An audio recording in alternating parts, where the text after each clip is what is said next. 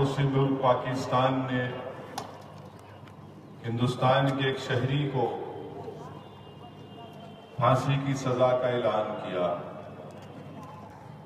वो हिंदुस्तान के शहरी का नाम कुलभूषण जाधव है और पाकिस्तान ने, वहां की मिलिट्री की अदालत ने उस पर यह सजा सुनाई। आपने देखा होगा कि कल हिंदुस्तान की दोनों राज्यसभा और लोकसभा में तमाम सियासी पार्टियों ने एक होकर इस बात को कहा कि कुलभूषण जाधव को उसकी जान बचाई जाए और उसको हिंदुस्तान को वापस लाया जाए।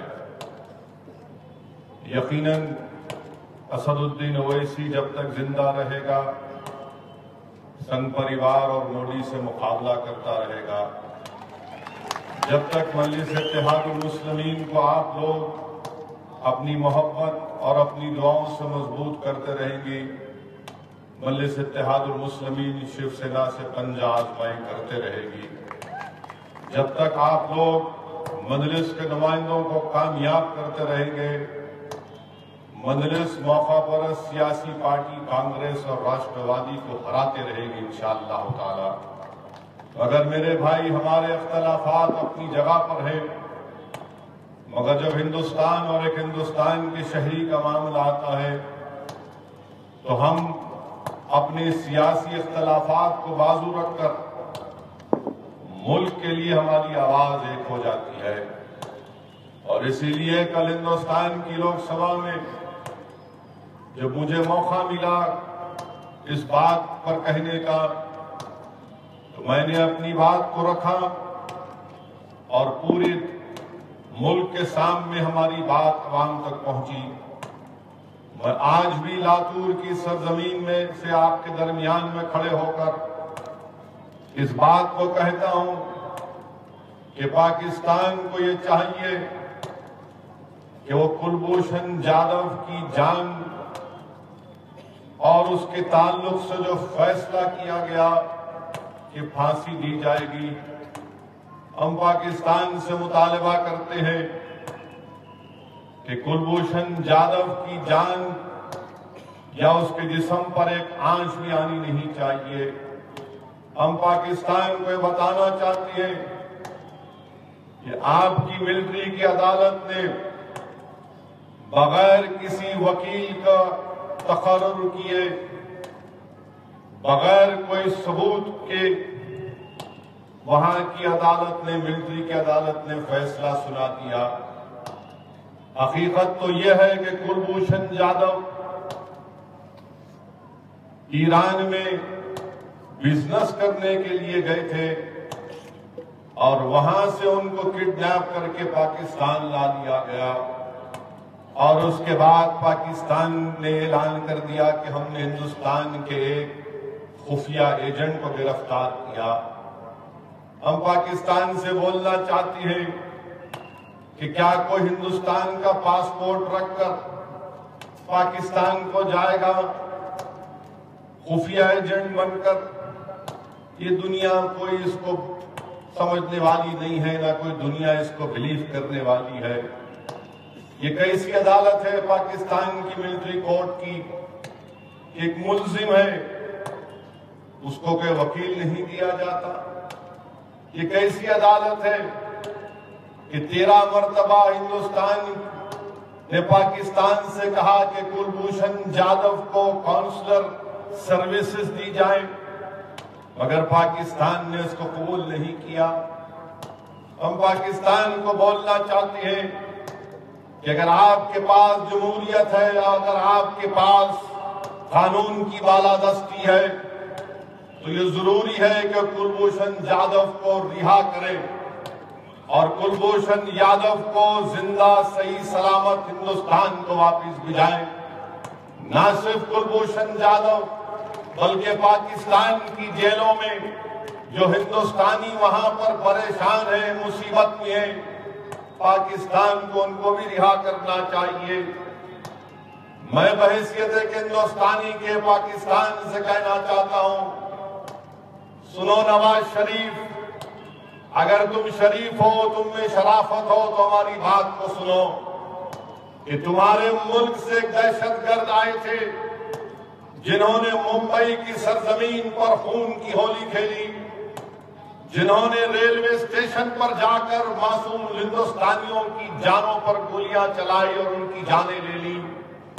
तुम्हारे मुल्क से दहशतगर्द आए थे, दवाखानों में जाकर गोलियां चलाई, मुंबई की रोडों पर गोलियां चलाकर हम हिंदुस्तानियों को की जानें ले ली। एक मशहूर होटल में घुसकर उसको तबाह बर्बाद किया, न सिर्फ तबाह बर्बाद किया बल्कि वहां पर हिंदुस्तानियों की जानें ले ली। मगर सुनो पाकिस्तान, ये हिंदुस्तान का इंसाफ देखो कि तुम्हारे देश से दहशतगर्द आया था जिसका नाम अजमल कसब था। जब हमारे बहादुर भारत मुंबई की पुलिस ने उसको जिंदा पकड़ा, उसको जिंदा पकड़ते वक्त महाराष्ट्र और मुंबई पुलिस का एक कांस्टेबल की जान चली गई। मगर हमारा इंसाफ देखो कि हमारे पुलिस ने, जिनकी आंखों के सामने एक पुलिस ऑफिसर की जान चले गई, उन्होंने बदले की भावना में अजमल कसब पर गोली नहीं चलाई बल्कि अपनी साथी की कुर्बानी को बर्दाश्त किया और अजमल कसब को जिंदा पकड़ा।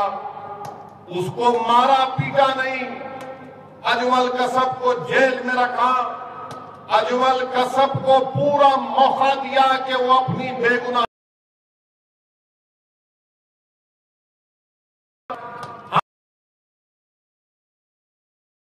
हमने कोशिश की, हमने कहा जाओ सुप्रीम कोर्ट में अपील करो, तो अजमल कसब ने सुप्रीम कोर्ट में अपील की और जब सुप्रीम कोर्ट ने कहा कि नहीं इस पर सजा बरकरार होगी, तो फिर अजमल कसब को हमने फांसी के फंदे पर लटका दिया। मगर ये इंसाफ हिंदुस्तान ने किया नवाज शरीफ, और तुम्हारे मुल्क का अदलिया एक वकील को भी मुहैया नहीं कर सकता। तुम्हारे मुल्क का अदलिया कोई एविडेंस भी पेश नहीं कर सकता कुलभूषण जाधव के खिलाफ, और एक अदालत का फैसला नहीं बल्कि एक मजाक बन चुका कि एक मुलजिम को जिस पर एक झूठा इल्जाम लगाया गया उस पर कोई मुकदमा नहीं टिक सकता, उसके पास से कोई असला नहीं मिला, उसके पास से कोई बंदूक नहीं मिली, उसके पास से अजमल कसब की तरह कोई आरडीएक्स नहीं मिला, मगर सिर्फ कुलभूषण जाधव पर एक फैसला सुनाकर उसको फांसी का फैसला दे दिया गया। हम पाकिस्तान की हुकूमत से मुतालबा करते हैं कि आप कुलभूषण जाधव को रिहा करें।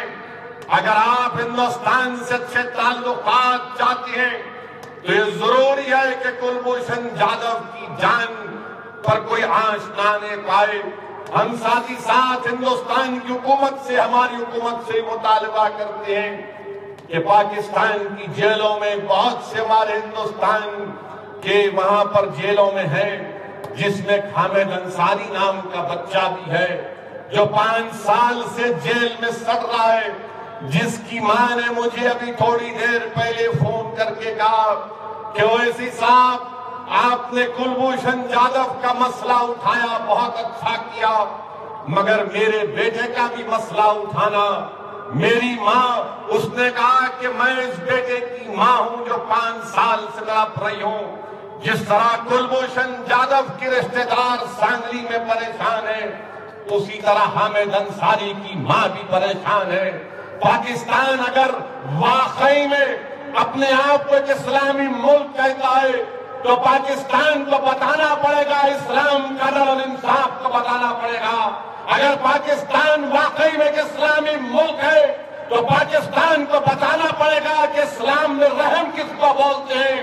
अगर पाकिस्तान इस्लामी मुल्क है तो पाकिस्तान को बताना पड़ेगा कि किस तरह जंगे बदर में अल्लाह के रसूल सल्लल्लाहु अलैहि वसल्लम ने उन तमाम कैदियों को माफ किया।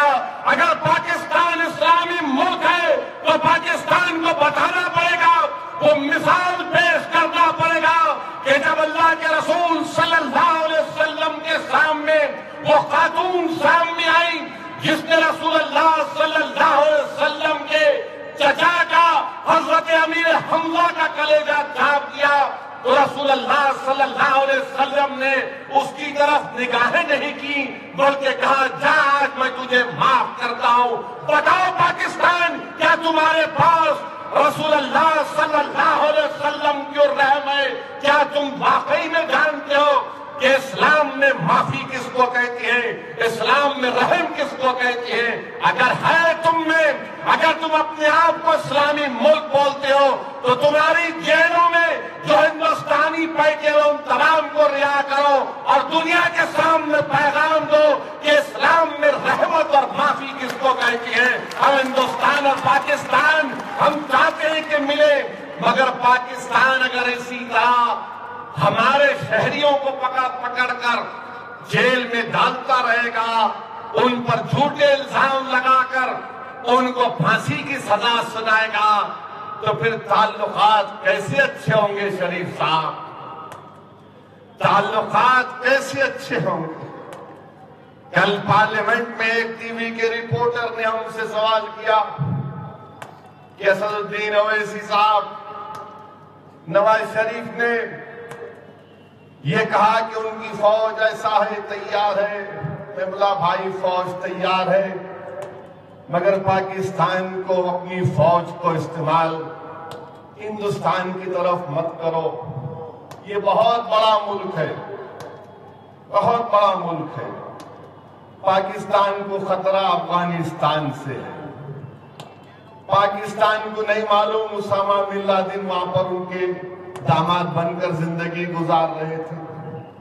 पाकिस्तान को नहीं मालूम अमेरिका घुस के बिन लादेन को उठा के लेके चला गया। पाकिस्तान को अफगानिस्तान की फिक्र करो। हिंदुस्तान पे कहां जा रहे आप?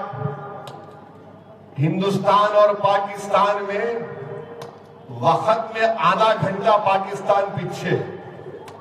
यहां पे 8:30 है तो वहां 8 बज रहे।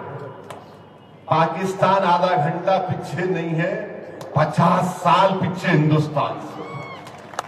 आप हमारी तरफ नजर मत करो। आपकी मस्जिदों में बम ब्लास्ट, शियाओं की मस्जिदों में बम ब्लास्ट, बरेलवियों की मस्जिद में बम ब्लास्ट, दरगाहों पर बम ब्लास्ट, और आप अपने आप को इस्लाम और मुस्लिम मुल्क कहते हैं। बताओ मारने वाले क्या आसमान से आए थे तुम्हारे पास? अपने मुल्क की फिक्र करो। ताल्लुकात अच्छे करना चाहते हो तो हिंदुस्तान हमेशा अच्छे ताल्लुकात का हामी रहा। अब पाकिस्तान को बताना पड़ेगा कि वो ताल्लुकात को किस नहज पर रखना चाहता है या किस नहज पर लेकर जाना चाहता है। और हम हिंदुस्तान की हुकूमत से, हमारी हुकूमत से मुतालबा करते हैं कि मिस्टर नरेंद्र मोदी, आपसे हमारा इख्तलाफ है। 12 का आंकड़ा था और जिंदगी भर रहेगा इंशाअल्लाह ताला, मगर ये बात हिंदुस्तान की है, ये बात हिंदुस्तान के एक शहरी की है, ये बात एक हिंदुस्तानी की जान बचाने की है, ये बात उन तमाम हिंदुस्तानियों की जान बचाने की है, उनको जेल से रिहा कराने की है जो पाकिस्तान की जेलों में सड़ रहे हैं, जिनके माँ बाप आज आस लगाकर जिंदगी के लम्हे कैसे गुजार रहे हो ये खानदान जानते होंगे। किस तरह कुलभूषण जाधव के माँ बाप आज तड़प तड़प कर जिंदगी गुजार रहे हैं आप और हम उसका अंदाजा नहीं कर सकते। किस तरह हामिद अंसारी रखना है तो आपको रखना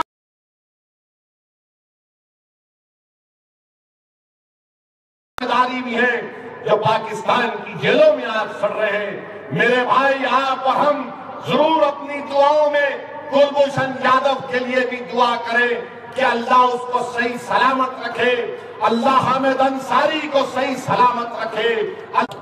वहां क्यों जाएंगे आप? एक पॉलिसी बनाइए और देखिए कि कैसे उस पॉलिसी पर अमल हो सकता है।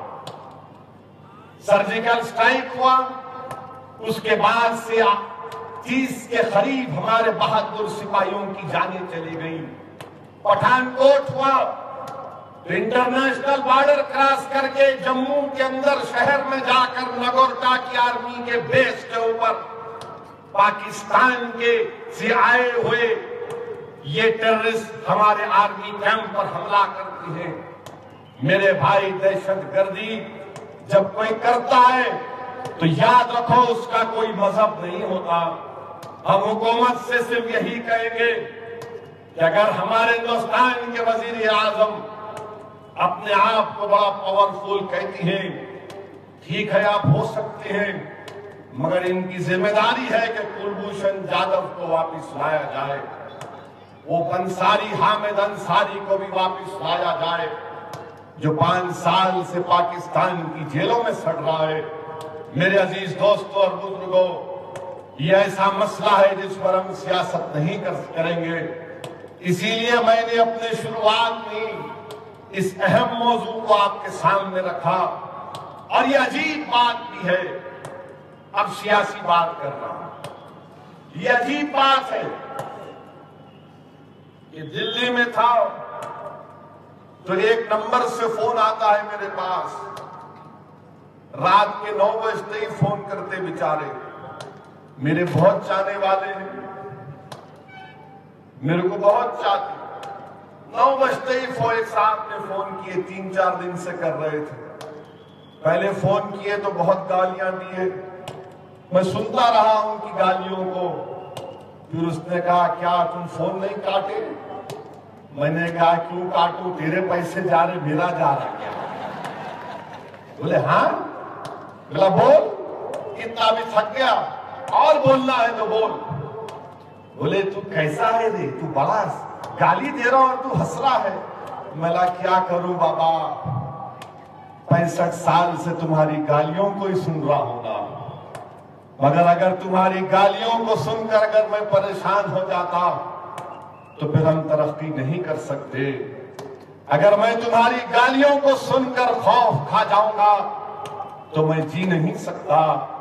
अगर मैं तुम्हारी गालियों को सुनने से डरकर अपना फोन बंद कर लूंगा तो मैं दुनिया में फोन बंद करके या दरवाजे बंद करके जीने का कायल नहीं हूं।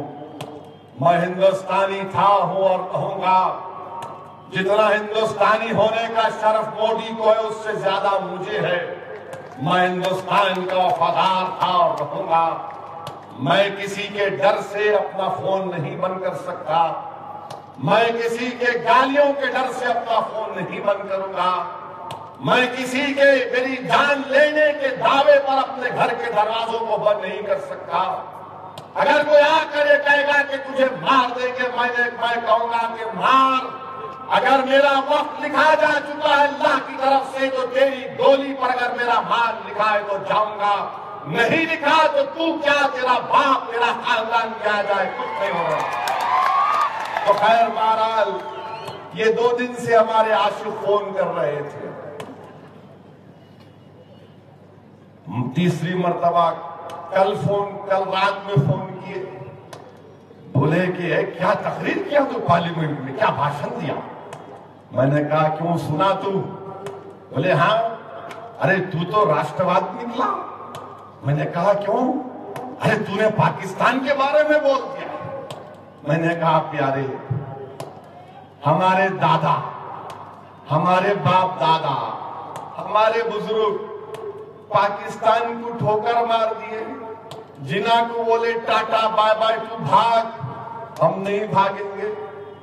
मगर उसने क्या कहा, अरे मान लिया तेरे को, मैं तेरे को 3 दिन से फोन करके गाली दे रहा हूं, तेरी जान लेने की बात कर रहा हूं और तू मेरी बातों को सुनता है। मैंने कहा सुन मेरी बात, एक बार मेरे घर को आ जा। मेरे घर पर कोई सिक्योरिटी गार्ड नहीं होता है, ना मैं कोई सिक्योरिटी गार्ड लेकर निकलता हूं। वो बोला तू झूठ बोल रहा है। मैंने कहा कभी आ जा, दिल्ली को आ जा या हैदराबाद को आ जा, या तू जहां कर भी है जाने वाला बोल, मैं आ जाता हूं, वहां बैठ के बात करेंगे। बोला तू आएगा? मेरा बिल्कुल आऊंगा। तेरे को डर नहीं है? मेरा किस बात का डर? एक ही बार जिंदगी मिलती, दोबारा नहीं मिलती। बोला कि ठीक है, तेरे से मिलने आऊंगा जरूर। तू भाई तेरी बातों से तो मालूम होता कि तू मिलेगा जरूर। मैंने कहा मेरे भाई, तुम सिर्फ टेलीफोन करके मुझको पहचानने की जरूरत कर रहे हो, तुम फोन करके मुझे नहीं पहचान सकते। कभी आ जाओ, बैठ के बात करो हमसे, पूछो कि क्यों तुम इस तरह की बात करते हो। मैं इंतजार कर रहा हूं उस शख्स का, क्योंकि वो शख्स का फोन जो आता है वो महाराष्ट्र के किसी इलाके से आता है। मैं जानता हूं किस इलाके का है, मगर मैं उम्मीद कर रहा हूं कि वो आएगा। मेरे अजीज दोस्तों और बुजुर्गों, मेरे गयूर नौजवान साथियों, मैं तुमसे बात कह रहा हूं कि अगर कोई हमको डराता है तो मत डरो। अगर कोई गाली देता है तो ये मत समझो कि तुम्हारी इज्जत की तौहीन हुई है। मैं तुमको याद दिला रहा हूं मेरे गयूर नौजवानों, मक्का की तारीख को याद रखो कि अल्लाह के रसूल सल्लल्लाहु अलैहि वसल्लम के साथ सिद्दीक अकबर भी थे, काबे का सहन था। और जब मुखालिफीन और मुशरिकीन ने रसूलुल्लाह सल्लल्लाहु अलैहि वसल्लम के ताल्लुक से गुस्ताखी की तो सिद्दीक अकबर ने अपने चेहरे को पेश किया और जालिमों ने सिद्दीक अकबर को इतना मारा कि सिद्दीक अकबर का चेहरा नजर नहीं आ रहा था, बेहोश हो गए थे। और जब होश आया, आपकी मां बाजू खट बैठी हुई है सिद्दीक अकबर की, और होश आने के बाद आप क्या फरमाती हैं? आप कहते हैं कि रसूलुल्लाह सल्लल्लाहु अलैहि वसल्लम कैसे।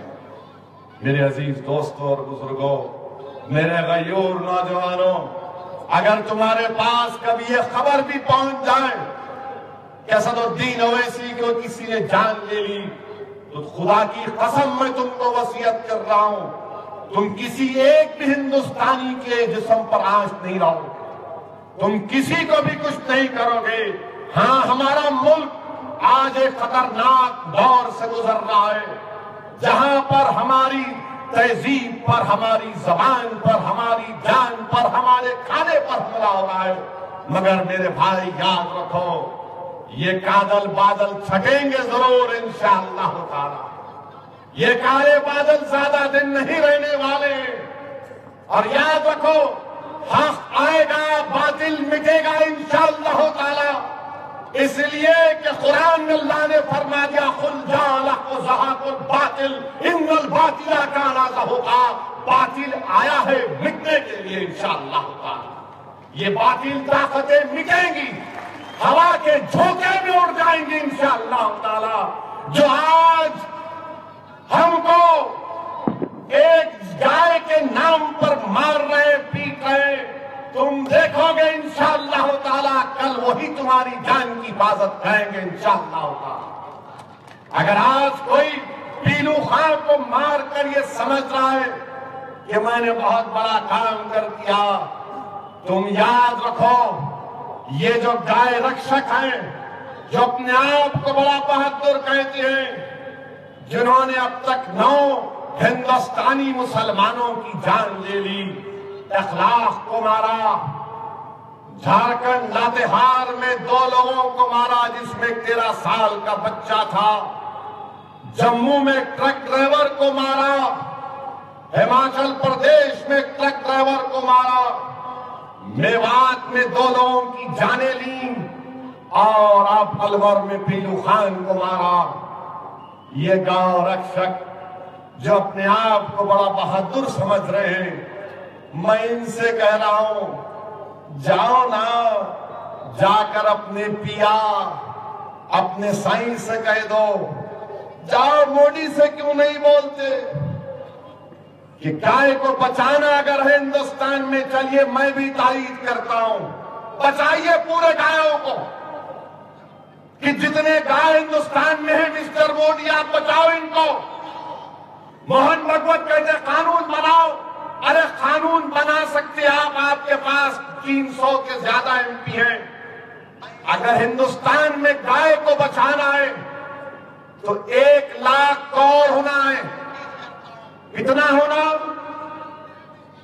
1 लाख करोड़ की जरूरत है। एक गाय 200 रुपये की घास खाती है और बैल तो माशाल्लाह बहुत खाता, उसको भी दे दो। 1 लाख करोड़ मिस्टर मोदी ऐलान कर दो आप कि मैं 1 लाख करोड़ दूंगा अपने बजट में, ठीक है बचा लो। बचा लो आप। आज अन्नाराव पाटिल साहब बता रहे थे कि साबिका एक्स एमपी शरद जोशी साहब, कौन सा अखबार में, लोक सत्ता में शरद जोशी साहब का आर्टिकल आया, पढ़ो जरा, पढ़ के समझाओ हमको। नहीं, इनको मारेंगे। अरे कितनों को मारते भाई, आप 9 को मार दिए। आप बताओ क्या आप हिंदुस्तानी को मार रहे हैं? वो मुसलमान जरूर है मगर तुम हिंदुस्तानी को मार रहे हो। तुम किसकी जान ले रहे हो? तुम हिंदुस्तानी की जान ले रहे हो। और तुम होते कौन हो?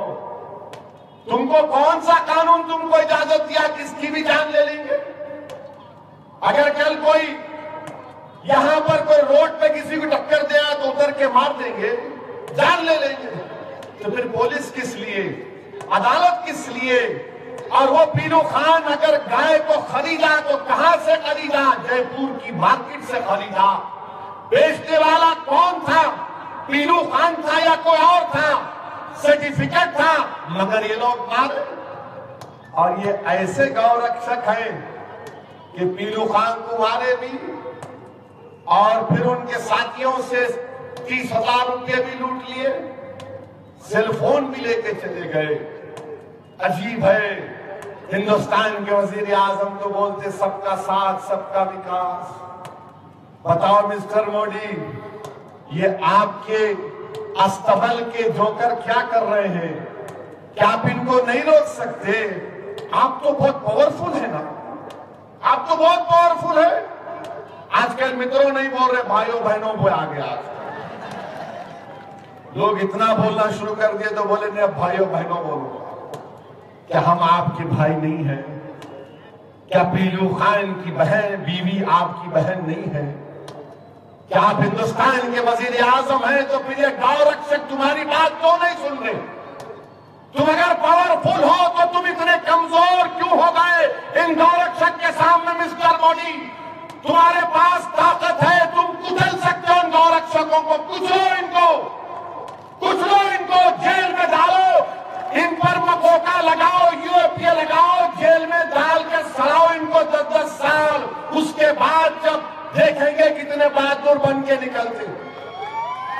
कुछ नहीं कर सकते ये लोग, बुज़दिल हैं ये लोग जो सिर्फ 10-10 के ग्रुप में बनकर 25 के ग्रुप में जाकर मासूम लोगों को मारते हैं। मेरे अजीज दोस्तों और बुजुर्गों, अभी 9 मिनट है।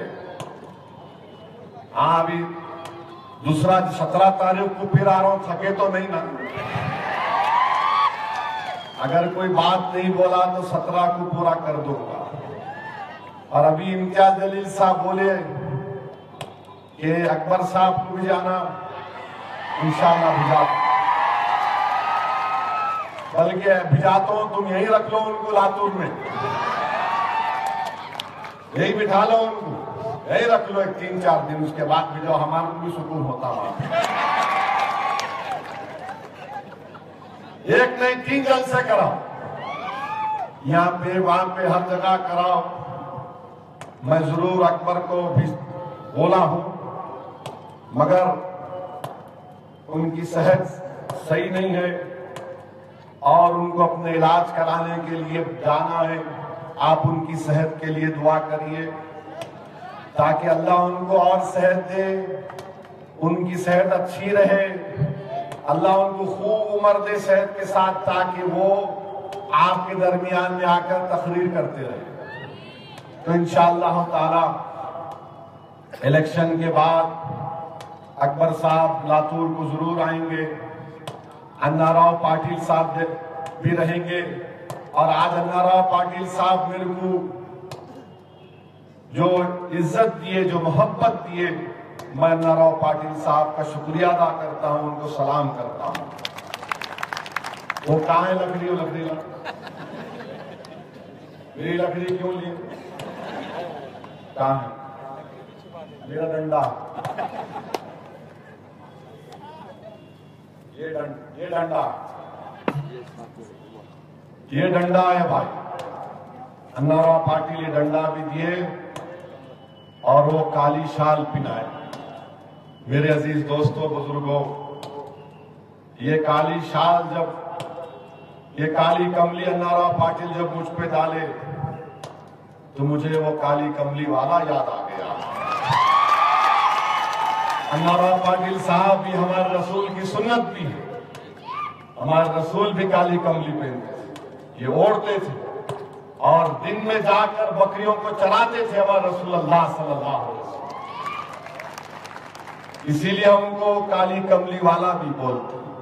और मुझे पूरा यकीन है कि अल्लाह, भी डंडा ले लो वरना पुलिस बोलेंगी इन्हें भड़काऊ भाषण के साथ डंडा भी दिखा।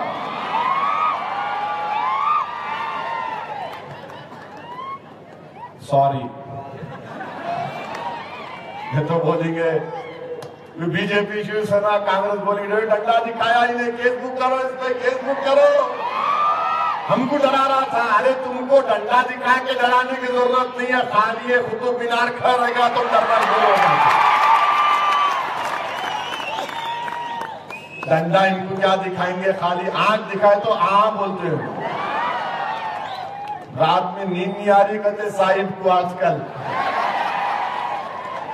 ये बोल रहे ये क्या हो गया, ये अन्नाराव, असद, अवैसी ये सब जमा हो गए तो सबको परेशान। इंशाअल्लाह ताला तुम परेशान होंगे। अभी तुम बहुत तंग किए हम तमाम को, चाहे दंगर हो, मुसलमान हो, दलित हो।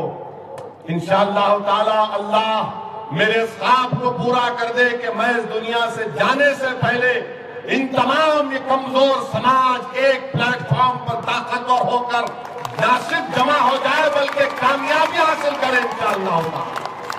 और मेरे भाई, आपने देखा हमारी बहन जिसका ताल्लुक ब्राह्मण समाज से है, मैं इनके इस मोहब्बत के अल्फाज का भी शुक्रिया अदा करता हूं। और मैं आपसे वादा कर रहा हूं कि इस सीट पर पहली कामयाबी हमको हमारी बहन को दिलाना, फर्स्ट सीट पर कामयाबी हासिल करना। और फिर मैं हमारे दलित समाज के हमारे भाइयों का शुक्रिया अदा करता हूं जो बड़ी तादाद में आज शिरकत किए। और इनको मुबारकबाद भी देता हूं कि 14 तारीख को बाबा साहिब अम्बेडकर का दिन है। और मैं याद दिलाना चाहूंगा उन तमाम लोगों को कि अम्बेडकर ने क्या कहा था। मिस्टर मोदी सुनो, अम्बेडकर ने क्या कहा था। मिस्टर भागवत सुनो, बाबा साहिब ने क्या कहा था, अंग्रेजी में कहा था। अंग्रेजी मेरे को भी आती, सुनो। बाबा साहिब ने कहा था, if Hindu Raj does becomes a fact, it will no doubt be a greater calamity for this country. It is a menace to liberty, equality and fraternity. It is incompatible with democracy. It must be stopped at any cost. बाबा साहिब ने कहा कि अगर हिंदू राष्ट्र हिंदुस्तान में बनता है तो हिंदुस्तान के लिए बदतरीन दिन होगा। कैलामिटी का लफ्ज इस्तेमाल किया। और बाबा साहिब ने कहा कि इसमें इंसानों के हुकूक, मसावात ये तमाम खत्म हो जाएंगे। और बाबा साहिब ने कहा कि हिंदू राज जमहूरियत के साथ नहीं चल सकता। और बाबा साहिब ने कहा कि इसको रोकना तमाम की जिम्मेदारी है। तो बताओ लातूर के मेरे दलित भाइयों, मुसलमान भाइयों, दंगर समाज और तमाम मेरे हिंदू भाइयों, क्या हम एक होकर रोकेंगे नहीं रोकेंगे? जोर से बोलो, क्या आप रोकेंगे नहीं रोकेंगे?